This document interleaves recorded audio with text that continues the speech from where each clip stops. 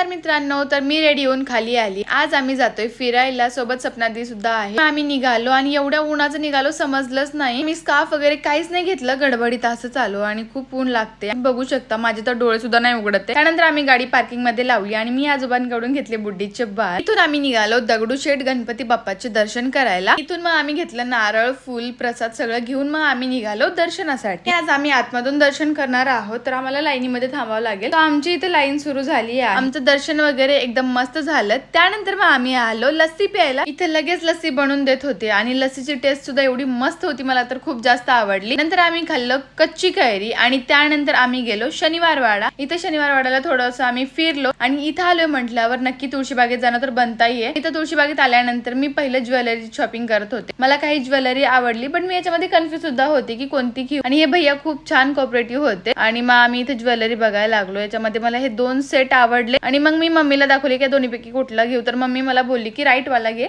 तुम्हाला कुठला आवडला मला नक्कीच सांगा। ही शॉपिंग झाली आणि नंतर आम्ही करायला लागलो पंजाबी ड्रेसेसची शॉपिंग। तर कुठला कलर माझ्यावर छान वाटतोय, माझ्यावर सूट होते हे मला नक्की सांगा। तुम्हाला कुठला आवडला हे पण सांगा। तर आमची सगळी शॉपिंग झाली आणि परत मग आम्ही निघालो घराकडे। आय होप गाईज तुम्हाला माझा व्लॉग आवडला असेल तर नक्कीच लाईक करा, चॅनलला सबस्क्राईब करा। भेटूयात अशाच एका नवीन व्लॉग मध्ये। Thank you so much for watching. Bye bye.